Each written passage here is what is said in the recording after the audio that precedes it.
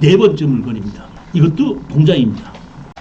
부천지방법원 2024 52180으로 임의경매고 김포시 대곡면에 토지가 944평, 건물은 122평입니다. 여기에 보면은 전입자가 있는데 공장에서 근무하던 외국인들인데 그 외국인들은 전입이 돼 있는 거는 나와 있지만 현재는 거주하고 있지 않다는 얘기입니다. 여기 보면 단층짜리가 있고 2층짜리 건물이 이렇게 있습니다. 땅은 공장 용지가 있고 임야, 도로로 쓰는 임야가 있는데 공장 용지만 보면 감정 가격이 얼마나 하면 22억입니다. 여기 보시면 22억인데 여기 보면 얼마로 나와 있죠? 16억까지 하라 그랬죠? 16억인데 지금 땅 가격만 해도 22억인 겁니다. 이렇게 이 앞에 요거 있는 임야로 있고 현황 도로로 쓰고 있고 여기 이렇게 공장이 있는 겁니다. 용도 지역은 계획관리 지역으로 되어 있습니다. 이렇게 공장으로 되어 있죠. 이렇게 보면. 근데 여기에 보면 항공사진 두 개로 되어 있는데 실질적으로는 감정평가서만 하나로 되어 있는 걸로 되어 있습니다. 그러니까 이 항공사진 옛날에 찍은 것이 아닌가 싶은 생각이 들어서 지붕을 합쳐가지고 같이 하나로 쓰고 있는 것이 아닌가. 그리고 이 앞에도 건물이 하나 더 있는 겁니다. 이건 항공사진이 옛날 몇 년 전이기 때문에 현재 감정평가하고 한 걸로는 좀 다르다 이렇게 생각하시면 됩니다. 이렇게 건물이 있습니다. 이렇게. 지금 건물이 있고 천막이 있고 이렇게 창고가 있습니다. 주식회사로 돼 있고 기준 거리가 보면은 여기 보면 제일 빠른 것이 중소기업은행에서 14억으로 돼 있고 여기 뭘로 돼 있죠? 유동화 전문회사로 넘어가 있죠. 유동화 전문회사로 넘어갔다는 얘기 이건 MPL도 살 수가 있다 이런 얘기거든요. 그러니까 우리는 MPL로 사는 것을 봐서 우리가 이 MPL로 할 때는 가격을 최저 가격과 먼저 가격의 중간 가격 이하로 협상을 한번 해볼 수 있다 이런 뜻입니다. 만약에 안 된다 그러면 억지로 MPL로 매입을 하려고 애쓸 필요는 없다 이런 뜻입니다. 제가 네이버 블로그에 부동산 투자 마술사 이렇게 블로그를 운영을 하고 있는데 이 블로그에는 여러분들에게 드릴 수 없는 파일된 자료를 이 블로그에서는 여러분들이 다운받을 수 있습니다.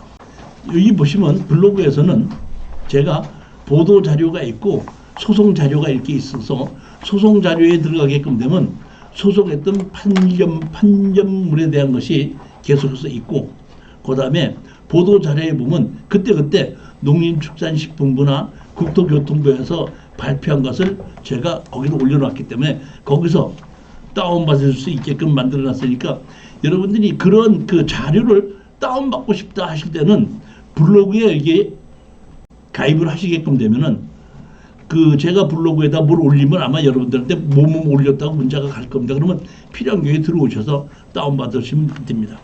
여기 보시면 이렇게 뭐가 있죠? 여기 이게 보도 자료 있죠. 그다음에 경매 소송 사례가 있죠. 경매 소송 사례들은 소송 사례 들어갔던 판결문이나 이런 것이 다 있고 보도 자료를 들어가게끔 되면 이 보도 자료를 다운받을 수가 있습니다.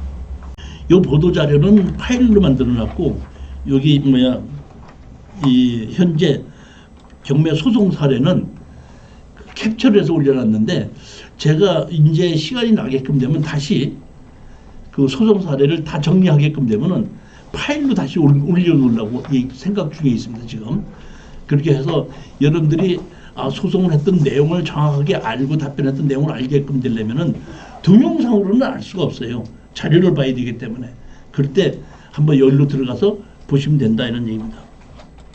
다섯 번째 물건을 보시겠습니다. 이 물건도 제가 보면 상당히 괜찮은 물건으로 보고 소액을 가지고 계신 분들이 소액으로 투자하시는 분들이 속전속결로 낼 수 있다고 하는 물건 중에 하나가 이런 물건이에요. 자 한번 보시겠습니다. 부천지방법원 2024 47812 주택의 지분 강제경매 11분의 2 지분 강제경매인데 지금 여기 보시면 강제경매 청구 금액이 얼마죠 지금? 81만 9천 원이면 얼마 되지는 않습니다. 800 얼마? 819만. 819만 원이 여기는 819만. 819만 원이라고 하더라도 제가 보기에는 그 여기에 있는 그 살고 있는 당사자가 빚을 진 거예요. 그다음에 그 사람이 누구가 없냐면 모친하고 둘이서 이걸 거주하고 있어요. 모친 지분도 있고 이분도 그 살고 있는 당사자 있는데 같이 상속을 받아가지고 엄마를 모시고 거주하시는 분의 지분이 경매로 나왔기 때문에 이거는 협상할 수밖에 없다는 뜻입니다. 아니면은 제일 확률이 높은 것이 800만 원이라고 하더라도 취하시키는 겁니다.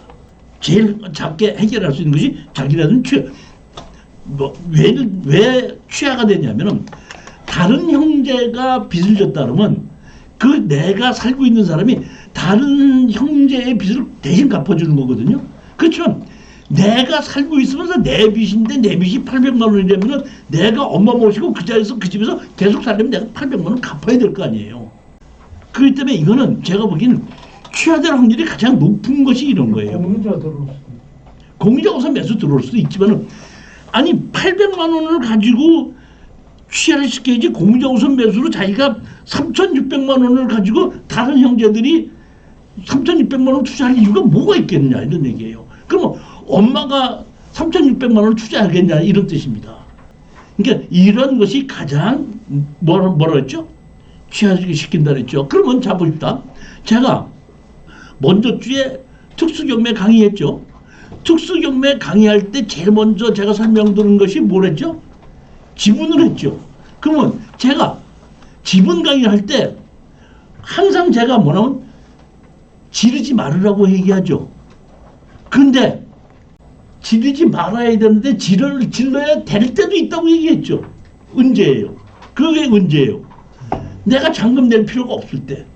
잔금 낼 필요가 없는데 제가 이거를 5천만 원을 쓰고 6천만 원을 쓰든지 5천만 원을 쓰든지 4천만 원을 쓰든지 잔금을 안 낸다고는 안 내는데 5천만 원을 쓰는 게 좋아요? 6천만 원을 쓰는 게 좋아요?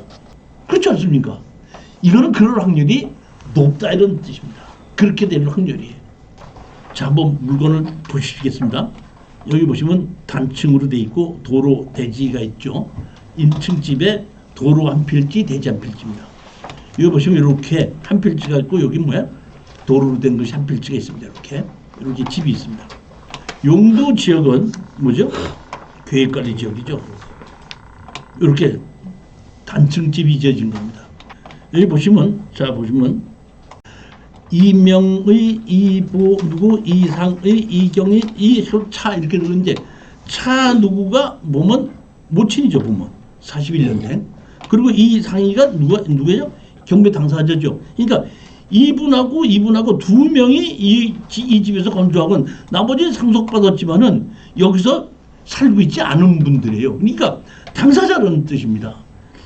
당사자가 여기 계속해서 거주하기 위해서는 보면 우리 지분을 사든지 아니면 취하시키는 것이 가장 맞는 것이기 때문에 제가 보기에는 이거는 돈을 가장 적게 들이고 해결할 수 있는 방법은 800만 원 들여서 취하시키는 겁니다.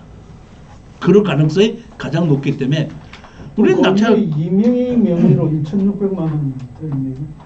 이명희 다른 사람으로 돼 있는 것은 그 보면 여기 보면 그러니까 명이 아니라 전부 다 상속받기 전서부터 전부 다가 설정이 돼 있는데 그거는 보면 얼마죠? 2,600만 원이니까 그건 다 무시해도 되는 겁니다. 이거는 개인이 아니고 지분권자 전부 다가 가지고 있는 겁니다. 여기 보면 대항력 있는 인도 명령이 누구가 있죠? 보면 여기 보면 김 누구가 있고 여기 자 보십시오. 여기 보시오.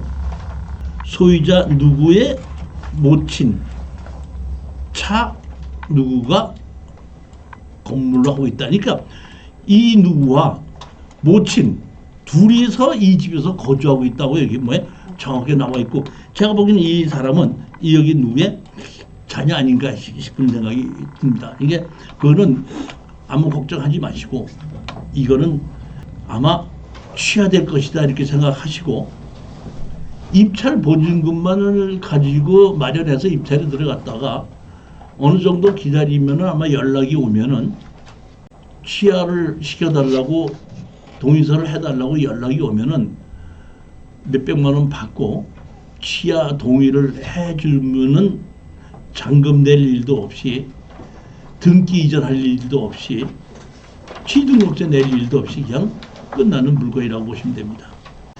6번째 물건입니다. 이건 부산에 있는 아파트인데 참 이런 수도 있구나 싶은 생각이 들더라고요. 부산지방법원 2024-1032 25평 아파트가 임의경매로 나온 겁니다. 지분도 아니고 건물 제외도 아니고 아무것도 아닙니다. 일반입니다. 근데 여기 보시게끔 되면 감정 가격이 얼마 있었죠? 2억 9천인데 1억 4,200만 원까지 하락을 했어요. 여기 보시면 2억 9,100에서 2억 300이 들어서 1억 4,200까지 하락을 하다 보니까 얼마였냐면 2차 가격을 넘겨서 2억 1천에 누군가 낙찰을 받았죠. 그러니까 지금 실질 거래는 이 아파트의 감정 가격보다는 조금 하락을 하다 보니까 여기 2차 때 낙찰을 받지 않고 3차 때 2차를 살짝 넘겨서 낙찰을 받아서 낙찰을 받았는데 뭐가 났죠? 불허가 났더라고요. 그래서 제가 이 아파트에 불허가 날 일이 없는데 왜 불허가 났나고 봤더니 이 사람이 여기 이 채무자가 신청을 했더만 뭐라고요? 강제 집행 정지 신청을 제출했더구만. 이게 다시 말하면 이 강제 집행을 할 수 있는 것이 아니다 하고 소송을 해서 이의 신청을 하다 보니까 낙찰을 받았는데 뭐야? 불허가를 내고 그 소송한 것을 받아들인 겁니다. 했는데 봤더니 정지 신청을 했는데 경매 신청하는 것이 맞다고 다시 판결이 났다 보니까 다시 경매가 나온 거예요. 그러다 보니까 예전에도 먼저 번에도 보게끔 되면 1등이 2억 1천 썼고 1등이 지금 얼마를 썼죠? 1억 9,800을 썼는데 이렇게 불허가 나거나 미납을 하게끔 되면 사람들이 아무것도 아닌데도 의심을 하고 안 들어가는 경우가 많거든요. 그러니까 적당한 가격에 여러분들이 한번 마음에 있으신 분들은 입찰에 한번 들어가 보시라고 제가 추천했는데 여기 서울에서 오신 분들이 들어가라는 건 아니에요. 이 동영상으로 우리 부산이나 대구 이쪽에 계신 분들이 많이 있거든요. 그분들을 위해서 제가 추천한 거라고 보시면 되는 겁니다. 채무자 점유고 조사된 임차 내역 아무것도 없습니다. 그러니까 권리분석상에는 아무것도 문제가 없는 정상적인 물건인데 소유자가 강제경매 집행 정지를 신청했다가 그래서 불허가 났다가 다시 판결이 나다 보니까 다시 재경매로 나온 것이다. 이렇게 아시면 되는 겁니다. 제가 이렇게 한 달에 2번씩 매주 둘째 금요일 날과 네 번째 금요일 날 추천 물건을 강의하고 있습니다. 다음 달 내년이죠. 1월 달에 첫째 번 강의가 끝나고 두 번째 주 금요일 날 강의가 끝나고 세 번째 주 토요일 날에는 맹제 건축법상 도로 만들기다의 특강을 할 예정이고 그 다음 주 네 번째의 금요일 날에는 제가 이렇게 추천 물건 강의하는 것을 무료 공개 강의로 전부 다 와서 제가 추천 물건 강의를 어떤 강의를 어떻게 하는가를 들어보게끔 하려고 지금 준비 중에 있습니다. 혹시 여러분 옆에 아시는 분들이 좀 있으면은 26년 1월 23일 날 오후 3시부터 6시까지 이렇게 무료 공개 강의 한다는 것을 알려서 같이 한번 와서 들을 수 있게끔 해 주시면 감사하겠습니다. 특수경매에 관심이 있으신 분들은 한번 와서 들어보시면 절대 후회하지 않을 수 있다고 제가 자신나게 말씀드릴 수 있습니다. 또한 1월 17일 날 맹제 건축법상 도로 만들기다도 특강을 준비하고 있는데 원래 저 아시는 분은 제가 옛날에 건축업을 했다는 걸 아시는 분들은 이 경매 강의를 하기 전서부터 김영삼 정부에서 농지의 거래를 풀면서 많은 사람들이 전원주택을 짓기 시작할 때부터 제가 개인주택을 상당히 많이 지어줬고, 그때 전원주택을 짓겠다는 사람들이 가끔가다 부탁하는 것이, 나도 짓고 싶은데 건축법상 도로가 없는데 당신이 건축법상 도로를 만들면서 사용승낙을 받아서 만들면서 허가만 받아주면 내가 당신한테 건설을 맡기겠습니다 하는 바람에 건축법상 도로를 만드는 걸 서비스로 해주면서 공사했던 적이 많다 보니까 제가 경매 강의를 하기 위한 것이 아니라 제 본업을 하기 위해서 건축법상 도로 만들어보는 걸 상당히 많이 했었어요.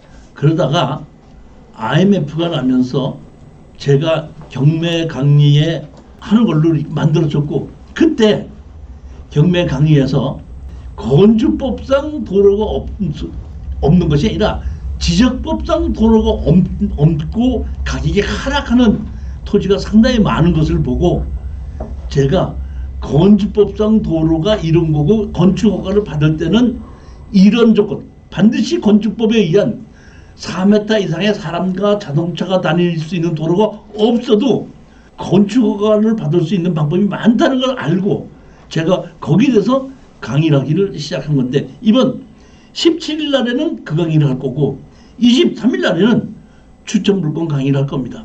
오늘은 아마 강의가 예전보다는 조금 빨리 끝날 것인데, 제가 해보니까 연말이 돼가지고 경매 물건 자체가 별로 없더라고요, 이번에. 그리고 공매 물건도 봤더니 연말에 진행하지 않고 연초석 때 진행을 하더라고요. 그래서 이번에 다른 때보다 물건이 조금 적습니다. 그리고 그 중에서 제가 2개는 오래간만에 농지도 좀 골랐던 그러한 것이 있기 때문에 조금 강의가 빨리 끝날 수 있지만 아마 1월 달에부터는 더 좋은 물건을 더 가지고 고를 수가 있다고 생각합니다. 자, 10분만 쉬었다 하도록 하겠습니다.